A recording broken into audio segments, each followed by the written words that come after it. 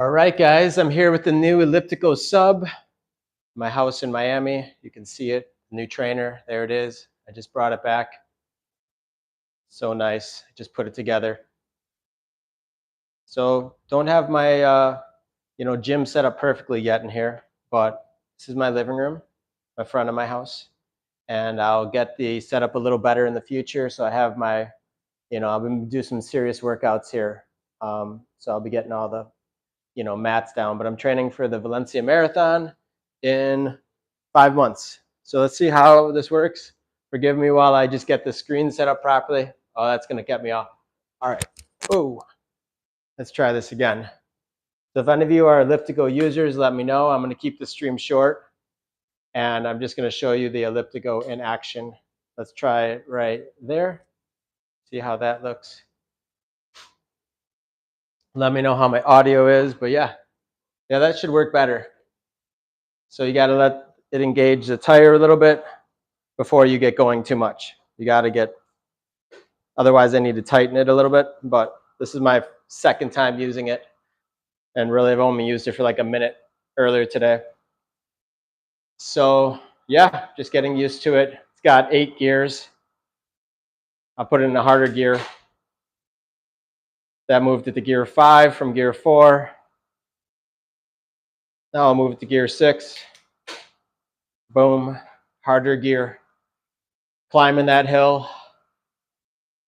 There's resistance too from, it's called fluid resistance from the trainer.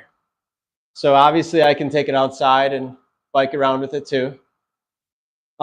This is for my rebuild from Achilles surgery, which I had 3 months ago, almost. 3 months, well, I'm almost 3 months post-surgery. Next week will be 3 months. So that's gear 7, and that's high enough for right now. Gear 8 would be the hardest gear, so I'm not even in the hardest gear. And this is simulating a hill climb. 0 Achilles pain. My legs feel great. I'm able to move my legs with 0 impact, which is what ElliptiGO is all about.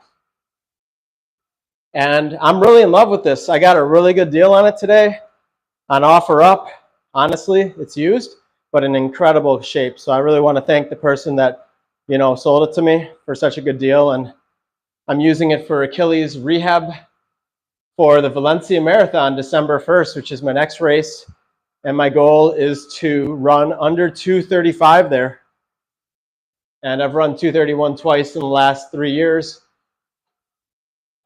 And I know I can run under 2:32, 2:31 still. So I just got to rebuild. The ElliptiGO is how I'm going to rebuild, along with running on soft surfaces. In my Asics Nova Blast is what I train in, because basically you have to really protect your Achilles for a while after surgery. I can't just go right back on the roads. The roads are too much. So I'm going to be running on the track tomorrow in Miami Beach with my run club called the Team Vinci Hideout Run Club, Speed and Form Run Club. I'm going to be leading the warm-up, and that's at 8 a.m. That will be my first run in 3 months. I'm going to run on AstroTurf and on the soft track surface with my brand new Asics Nova Blast. These are the Asics Gel Cumulus that I have on with Caterpie shoelaces. Caterpie are the no-tie laces, and I'm going to have to probably redo them so that they don't go inside of this chain ever. But this ElliptiGO is smooth, man. I really like it. It's in great shape. I don't think it's ever gotten any rain on it. I'm going to have to get some accessories for it. Like, there's not a lot you can accessorize it with, honestly. I think you can get like a cup or, like a bottle holder for the front area or somewhere. But, it's really minimal. It doesn't have, it simulates, well, this is a stand-up bicycle, just so you know. It's called a sub, the ElliptiGO SUB. They don't make it anymore. So you have to buy them on the secondary market. But I was reading reviews about them, and I really like what I heard. And I used to use an ElliptiGO for years before it got stolen in Miami Beach. So this is my chapter 2 of the ElliptiGO love affair. I ElliptiGo'd and actually set an unofficial world record for a marathon on an ElliptiGO, which is 26.2 miles on a track. It was like my 35th birthday, 10 and a half years ago. And I still have all the stats. I did it in like an hour and 22 minutes or an hour and 20 minutes. And, you know, at the time, it was the unofficial world record. It was like, was it 100 laps on the track? 104 something. And we did it at night on my birthday. I did it in the dark. There were no lights. It was at a high school track that I got permission to use, a Catholic school. But anyways, I love ElliptiGO. I used to do 13.1 mile rides on them all the time back in the day. Again, mine got stolen because I didn't keep it indoors 24/7.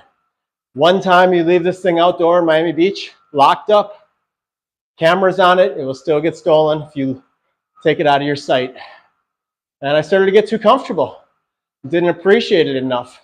It was a beautiful red ElliptiGO and it got stolen. So this one's never going to be left outdoors. I have a house now, and this is the training room. I have plenty of room. It's on an indoor trainer. I'm really stoked to be using it. I can already tell that I'm starting to work up a baby sweat, like a really baby sweat, just talking to you guys and doing this really basic. This is nowhere near the cadence I need to be going. Obviously, if I put it in an easier gear, put it back in like a gear 4. Now my heel isn't experiencing any pain at all doing this, 0. I'm feeling a little bit of pressure in the knees.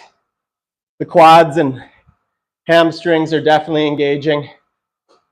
I'm probably sure I got to tighten the tension on this a little bit on because I have it in an easier gear now, and I can't really go fast without it feeling like it's going out of control.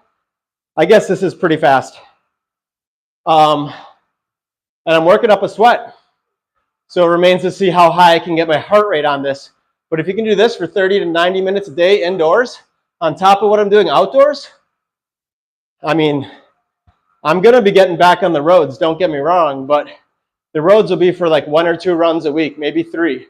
No more 7-day-a-week road running like I used to do.